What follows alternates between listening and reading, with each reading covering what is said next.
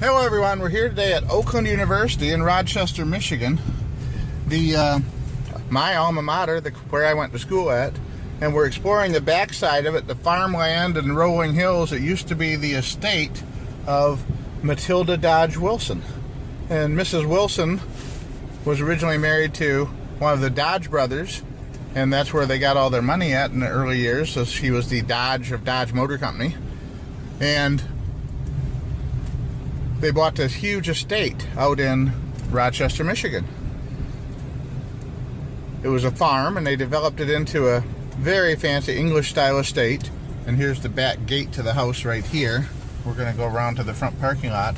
But the landscape here is just dotted with horse barns, farmhand cottages, the original farmhouse, and, of course, the Meadowbrook Mansion, which is really one of Michigan's fabulous houses. Here's some cool pictures of the old barns, and that's the indoor riding arena up there. Well, it used to be, it's not anymore. But we're coming up on the backside of Meadowbrook Hall right now. And Mrs. Wilson lived in this house along with her husband, I believe it was Horace Dodge. And after Mr. Dodge died, she continued to live here for a while. I never took a tour when I was a student here. I should have, because it would have been free then. And now it's $15 or $20, whatever. It's still not too bad. The only thing is they don't allow video filming inside at all, which means I'd have to get my secret spy camera out and film it on the lowdown. And I'll have to think about that, 'cause I might do it, I might not. But it certainly is a beautiful place and a great old American castle. And the other thing is, I saw they don't like you taking photos of the artwork either, which I find odd. But we're going to be able to see of it anyway. Along with a sign there that said, photography is not allowed, which I find kind of hard to imagine. But here we go. Look at that. 1, 2, 3, 4. 8-car garage, which is kind of what you might find fitting for the Dodges. It looks like there's another garage further up. And they had lavish Christmas parties here and all kinds of social events. It was one of the northern Oakland County social places. Okay, that looks like the original garage building further up there.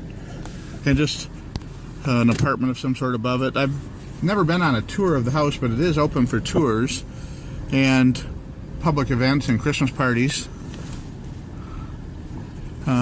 Open daily 11 to 4 for holidays, etc., etc.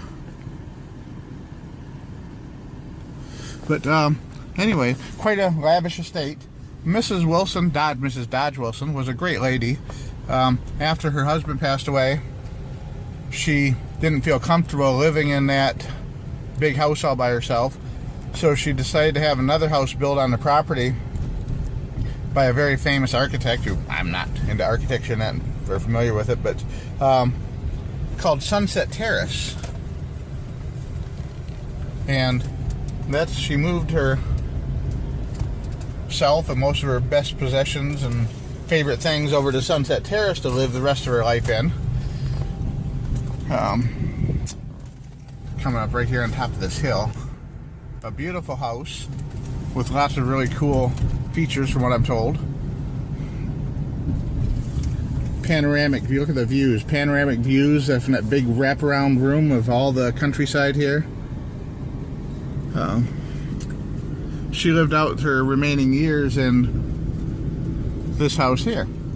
Well, toward the end of her life, she decided she didn't know what to do with all this land and money she'd accumulated. She was being philanthropic, kind of apt to donate money to charities and stuff. She donated all the land, the farmland, the greenhouses, Meadowbrook Hall, all of this here. I believe it was well over 600 acres, maybe even close to 1,000 acres. I don't remember now, but donated it to establish a university. And the original name was Michigan State University, Oakland County campus. And it continued in that name for a few years until it finally became independent and was renamed Oakland University in the late 1960s.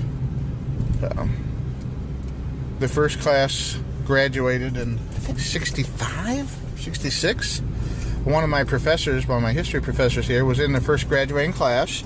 He knew Mrs. Wilson and used to tell stories about her, and said that all of the members of that first graduating class received a gold class ring as a gift from Mrs. Wilson, which was quite cool. He showed it to us. He used to wear it all the time when he used to teach here. And sadly, he's deceased now, but he was a great professor, Professor Brown.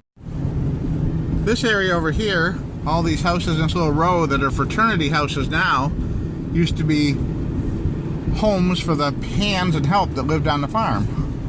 And they also established this subdivision over here on the left, where you see all these contemporary and traditional style houses.